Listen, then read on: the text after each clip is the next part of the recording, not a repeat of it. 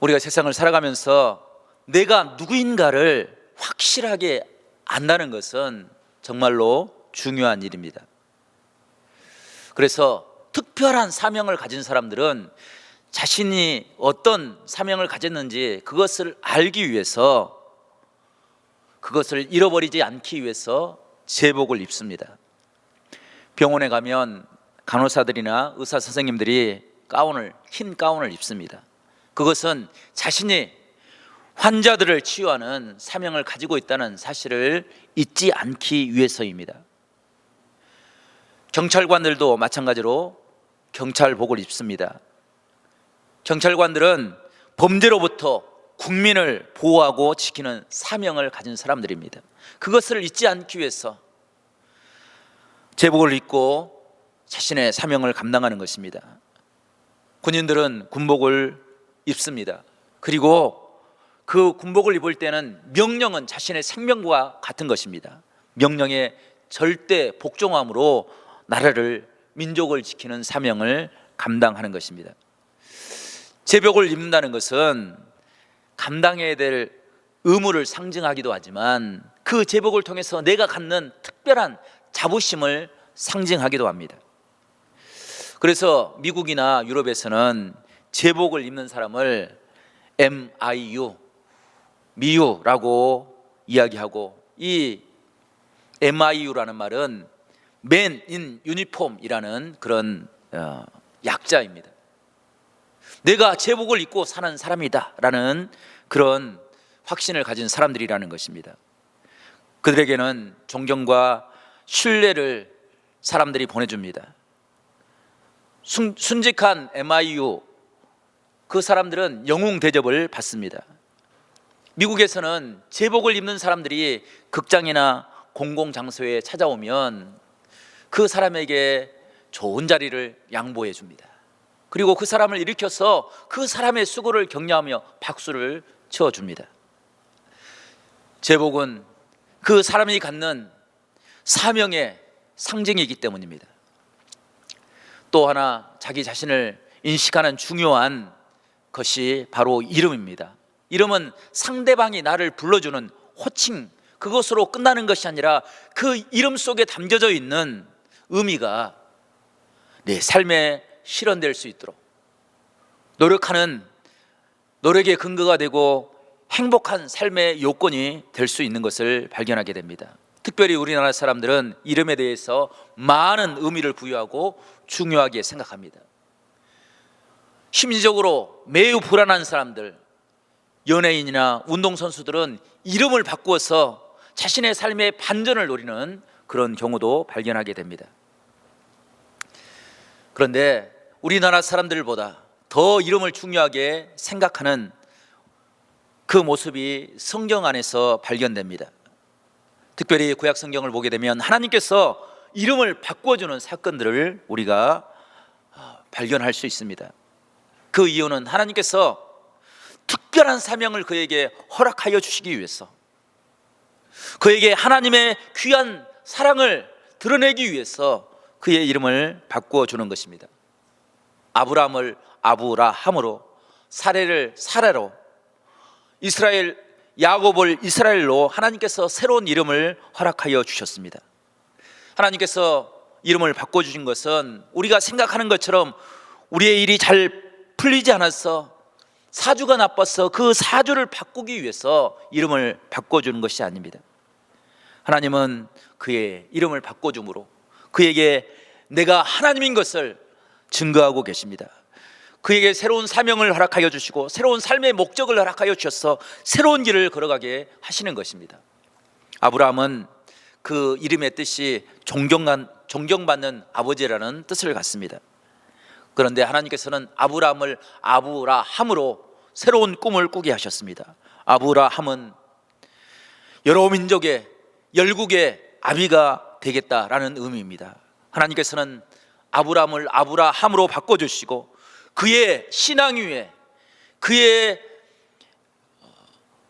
족보 위에 하나님의 나라를, 하나님의 귀한 백성들을 세우는 꿈을 꾸게 하셨던 것입니다.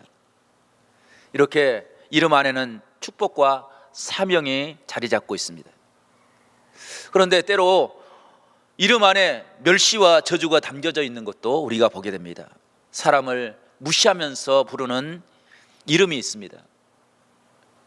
일제시대부터 시작된 우리나라 백성들을 향한 무시하는 일본의 호칭이 있습니다. 그것이 조센징입니다. 조센징이라는 이야기를 들으면 저를 지목해서 이야기하지 않더라도 매우 불쾌한 감정을 갖게 됩니다. 그런데 일본 사람들만 우리를 그렇게 부른 것이 아니라 우리도 일본 사람들을 쪽발이, 외놈 이렇게 불렀습니다. 정말 기분이 썩 좋지 않는 그런 호칭입니다. 그런데 그런 이름이 이스라엘 백성들에게도 있었습니다. 그 호칭이 주라는 그런 이름이었습니다. 주라는 말을 들으면 이스라엘 백성들은 크게 불쾌한 감정, 수치심을 갖게 됩니다. 이스라엘 나라를 지도에서 이렇게 보면 매우 지정학적으로 중요한 위치를 차지하고 있는 것을 보게 됩니다. 아프리카와 아시아와 유럽, 그것을 잇는 관문이 바로 이스라엘 나라입니다. 그렇게 중요한 곳에 있었기에 쉽게 전쟁에 휩쓸렸습니다. 아프리카에서 큰 나라가 일어나면 유럽과 아시아를 넘보기 때문에 이스라엘을 지나가야 됩니다. 아시아에서 큰 나라가 일어나면 유럽과 아프리카를 정복하기 위해서 이스라엘을 지나갔습니다. 그냥 지나가는 것으로 끝났다고 한다면 이스라엘 백성들이 큰 상처를 입지 않았을 것입니다. 지나갈 때마다 이스라엘 백성들을 무시했습니다. 바벨론 포로로 끌려갔을 때도 이스라엘 백성들에게는 치욕스러운 이름이 있었습니다. 이스라엘 백성들을 부르는 치욕스러운 이름이 있는데 그 4절 말씀 보면 이렇게 기록되어 있습니다. 너는 버림받은 자다.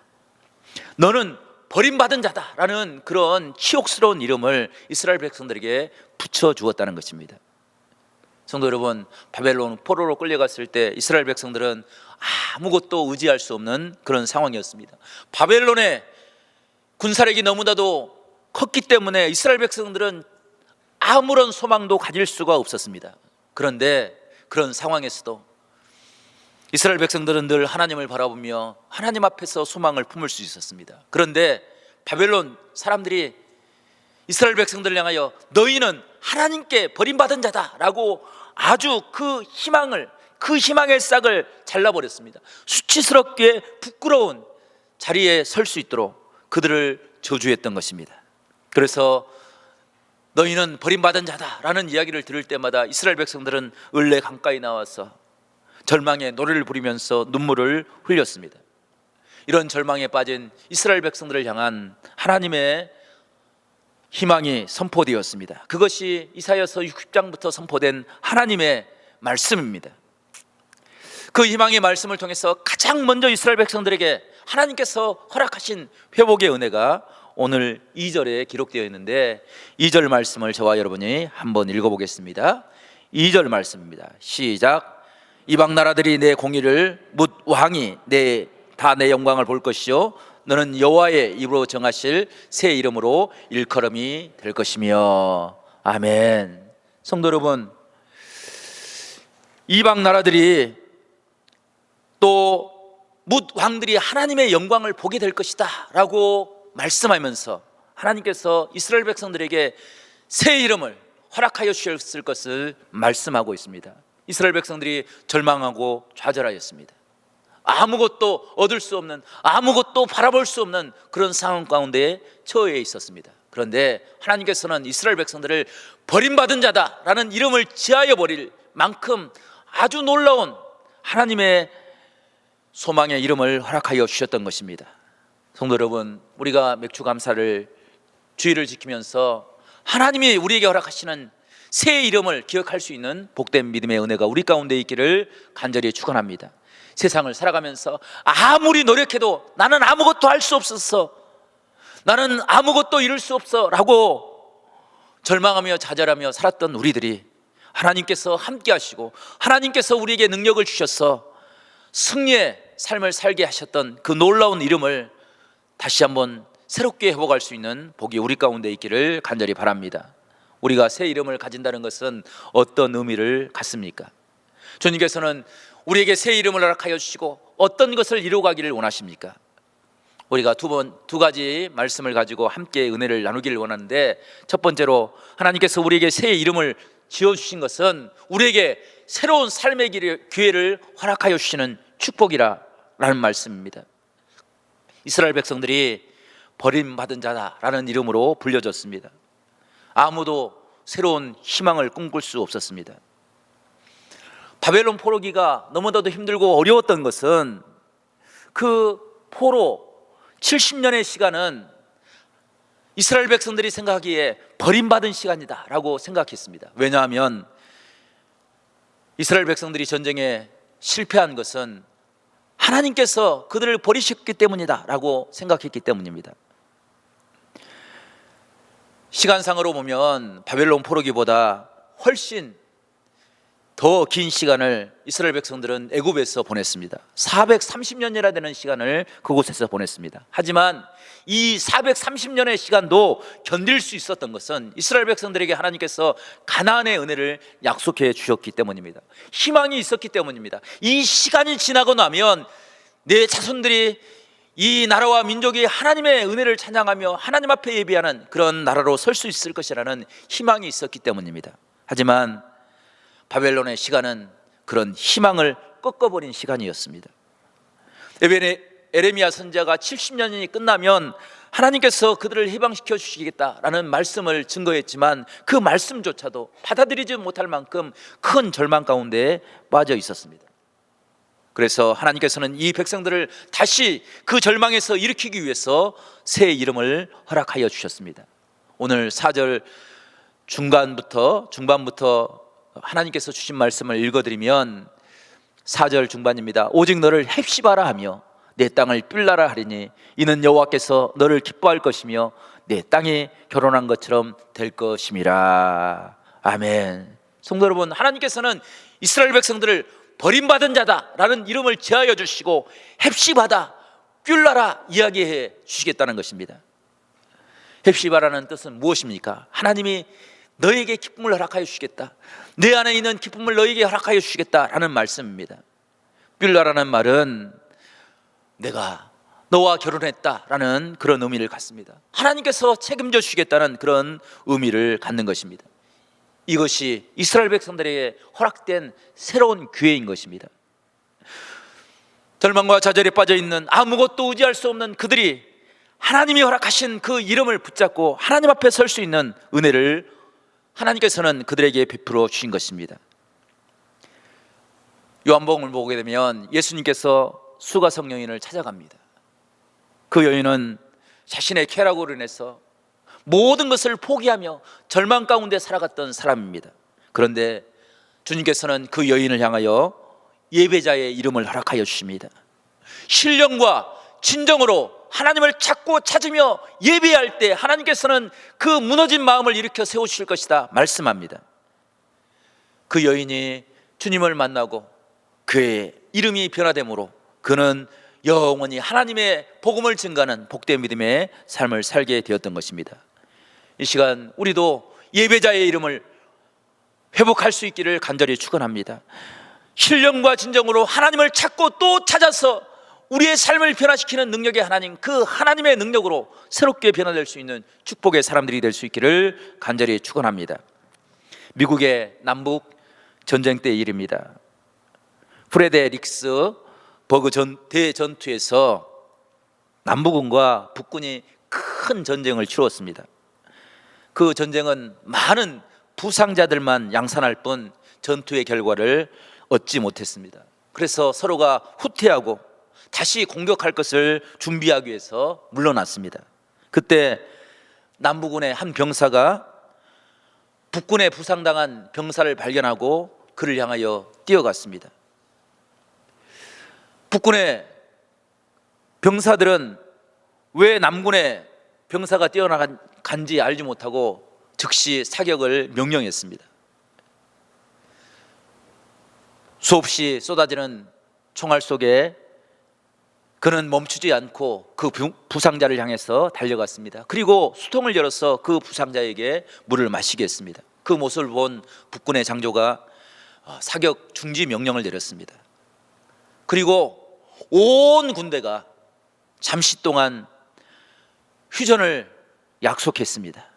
그 시간들을 틈타서 부상당하고 상처진 사람들을 치유할 수 있는 그런 시간을 얻게 되었습니다. 한 병사의 적과 아군을 가리지 않고 불쌍히 여기는 그 행동이 수만 명의 사람들이 전쟁을 치르며 서로를 향하여 총구를 겨눴던 그 전쟁을 멈추게 하는 그런 힘을 갖게 했던 것입니다. 북군의 장교가 그 병사를 불렀습니다. 그리고 그에게 물었습니다. 당신의 이름이 무엇입니까?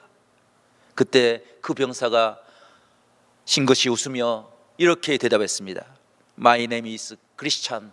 나는 성도입니다. 나는 성도입니다. 라고 대답했던 것입니다. 그는 자신의 생명을 내어놓고 하나님이 허락하시는 그 마음을 품고 쓰러져가는 한 병사를 향하여 사랑의 행동을 보여주었습니다. 그것이 전쟁을 멈추게 하는 힘이 되었던 것입니다. 이것이 새 이름을 가진 사람들의 능력의 모습입니다. 성도 여러분, 우리도 세상을 살아갈 때 다툼과 비난과 정쟁으로 서로에게 아픔이 되는 그 삶의 상황 속에서 예수 그리스도를 믿는 믿음의 마음을 가지고 내가 성도라고, 내가 크리스찬이라고 외치며 하나님의 복음의 모습을 가지고 평화를 이뤄내는 그런 복된 믿음의 모습을 우리 모두가 보이며 살아갈 수 있기를 간절히 바랍니다. 살아계신 하나님, 우리에게 새 힘을 허락하시는 능력의 하나님이 우리와 함께 하실 줄로 믿습니다. 그 하나님의 능력이 임할 때 우리에게 평화의 은혜가 임할 줄로 믿습니다. 바벨론 포로에서 이스라엘 백성들이 버림받은 자가 아니라 하나님께 선택된 자, 하나님의 기쁨을 누리는 헵시바야 뿔라의 이름을 가지고 살아갈 때 그곳에 하나님의 나라가 임하였던 것처럼 우리에게도 그런 축복의 은혜가 늘 함께할 수 있기를 간절히 축원합니다. 두 번째로, 하나님께서 우리에게 새 이름을 주셨다는 것은 하나님께서 우리에게 회복하시는 사명의 모습을 발견할 수 있습니다. 성경에 자주 등장하는 단어가 여러 단어가 있는데 그 중에 하나가 때입니다. 하나님께서는 많은 것들을 준비하시고 예비하십니다. 하나님께서는 우리를 위하여 지금도 일하고 계십니다. 그것이 때가 되면 우리에게 은혜로, 능력으로, 치유로 우리 가운데 드러날 줄로 믿습니다. 그 때를 이루기 위해서 하나님은 특별한 사람들을 부르시고 그들에게 하나님의 사명을 맡겨주십니다. 그 은혜가 바로 우리 성도들이 감당해야 될 하나님의 귀한 사명인 줄로 믿습니다. 우리가 행하는 모든 것들은 목회자나 특별한 사람들이 행하는 것만 사명이 아니라 우리가 하나님께 부름받는 우리 모두가 행하는 모든 것들이 다 사명이라는 사실을 성경은 우리에게 이야기해 주고 있습니다. 오늘 주신 1절 말씀 보게 되면 하나님은 이렇게 말씀하십니다. 나는 시온의 의가 빛과 같이 예루살렘의 구원이 횃불같이 나타나도록 시온을 위하여 잠잠하지 아니하며 예루살렘을 위하여 쉬지 아니할 것인즉. 아멘. 성도 여러분, 하나님께서 우리를 위해서 쉬지 않고 지금도 일하시고 그것이 우리에게 하나님의 은혜를 깨닫는 감사와 찬양이 될 수 있도록 우리의 삶을 하시겠다는 구원의 약속인 줄로 믿습니다. 그 택하심 안에는 우리를 향한 두 가지 사명을 말씀하고 있는데, 첫 번째는 하나님의 때를 향하여 날마다 기도하는 성도의 사명이 그 안에 있음을 우리가 발견하게 됩니다. 성도 여러분, 하나님께서 우리를 향하여 많은 것들을 예비하시고 준비하실 때 하나님의 영광을 드러낼 수 있도록 우리를 선한 길로 인도해 주실 것을 약속하고 있는데, 그것이 어떻게 이루어지느냐, 끼어 기도하는 사람들을 위해서 이루어짐을 말씀하고 있는 것입니다. 오늘 7절 말씀 보게 되면 이렇게 말씀합니다. 또 여호와께서 예루살렘을 세워 세상에서 찬송을 받게 하시기까지 그로 쉬지 못하시게 하라 라고 말씀하고 있습니다. 성도 여러분, 우리가 기도하면 하나님께서 쉬지 아니하시고 또 일하심으로 우리에게 참된 하나님의 평안의 은총을 허락하여 주실 것을 말씀하여 주고 있다는 것입니다. 성도 여러분, 바벨론에서 이스라엘 백성들이 버림받은 자라고 절망하며 좌절하며 살아갈 때 믿음의 사람들의 기도가 그 이름을 변화시켜 주시고 새로운 삶을 살아갈 수 있는 축복이 되게 하여 주셨던 것입니다. 이사야 선지자가 기도할 때, 예레미야 선지자가 하늘을 향하여 손을 벌리고 하나님의 은혜를 구할 때 하나님께서는 그들의 이름을 변화시켜 주시고 그들에게 새로운 은총을 베풀어 주었습니다. 두 번째로, 하나님께서는 때를 확신하고 하나님의 은혜를 향하여 간구하며 기도하는 사람들에게 하나님의 약속을 향한 도전의 축복을 우리에게 허락하여 주셨던 것을 깨닫게 됩니다. 하나님께서는 때로 이스라엘 백성들에게 하나님의 음성을 듣게 해 주었습니다. 하나님의 음성을 듣는 것은 단순히 그 음성 듣고 내 마음에 어떤 위로를 붙잡아라 그런 의미로 주신 것이 아니라 하나님은 그 음성을 붙잡고 하나님의 능력을 향하여 도전하라 라고 말씀하고 계시다는 것입니다. 느헤미야서 1장을 보게 되면 느헤미야 선지자가 바사국의 수도인 수산성에서 술 맡은 관장으로 일을 하고 있었습니다. 그런데 예루살렘을 방문했던 한 사람이 찾아와서 예루살렘의 사정을 이야기해 줍니다. 예루살렘 성전, 그 아름다운 성전이 무너지고 성문이 불타고 사람들은 환난을 당하고 능욕을 당하고 있었습니다. 그 이야기를 들을 때 느헤미야의 마음은 너무나도 고통스러웠습니다. 그래서 그가 하나님 앞에 눈물로 기도하였습니다. 하지만 그의 힘으로는 아무것도 할 수 없는 그런 상황이었습니다. 우리는 때로 세상을 살아가면서 내가 아무것도 할 수 없다라는 생각을 갖게 되면 모든 것을 다 포기하며 살아갈 때가 있습니다. 그런데 하나님께서는 하나님의 음성을 듣게 하여 주시고 내 마음을 아프게 하신 이유가 있습니다. 느헤미야 선지자는 그 아픔의 마음을 가지고 하나님 앞에 나가 기도하였습니다. 그리고 아닥사스다 왕 앞에 나가서 이스라엘 백성들의 아픔의 이야기를 아뢰게 하였습니다. 그것이 아닥사스다 왕의 마음을 변화시키는 은혜가 되었습니다. 그래서 누구도 꿈꿀 수 없었던 예루살렘 성전을 다시 회복하고 이스라엘 백성들을 모아서 하나님 앞에 예배할 수 있는 그런 은혜를 느헤미야의 헌신을 통해서 이루게 하셨던 것입니다. 성도 여러분, 우리가 세상을 살아갈 때 내 귀에 들려진 것이 때로는 내 마음의 아픔의 상처가 되고 고통이 될 때가 있습니다.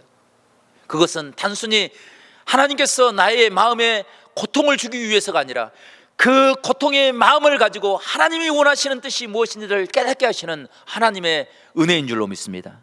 성도 여러분, 지금 여러분들의 마음속에 어떤 아픔이 있습니까? 그 아픔을 통해서 하나님은 무엇라고 말씀하고 계십니까? 우리가 이 땅에 분열된 모습을 바라보면서 아픔의 마음을 품을 수 있기를 바랍니다.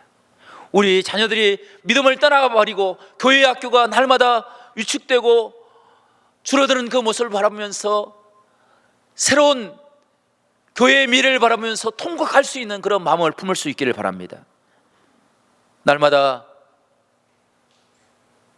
성도들이 세상으로 나가는 그 모습을 바라보면서 하나님의 은혜 앞에 통곡하며 새로움을 꿈꿀 수 있는 그런 축복의 마음이 우리 가운데 있기를 간절히 축원합니다. 그리함으로 교회가 하나님의 말씀으로 새로워지고 하나님께서 우리와 함께 하셨던 그 능력을 의지해서 부르짖고 간구할 때 우리에게 새로운 변화의 역사, 부흥의 역사가 일어날 수 있기를 간절히 바랍니다. 뿐만 아니라 우리의 가정과 우리의 모든 삶의 터전 위에도 하나님의 은혜가 늘 함께 할 수 있기를 간절히 바랍니다. 하반기를 시작하는 모든 일들 가운데 하나님 우리에게 새로운 마음을 허락하여 주시고 그 마음을 품고 하나님의 허락하신 그 이름을 붙잡고 나갈 때 우리에게도 승리의 은혜가 있게 해달라고 우리 간절하게 함께 기도하고 간구하는 그런 하반기가 될 수 있기를 간절히 바랍니다.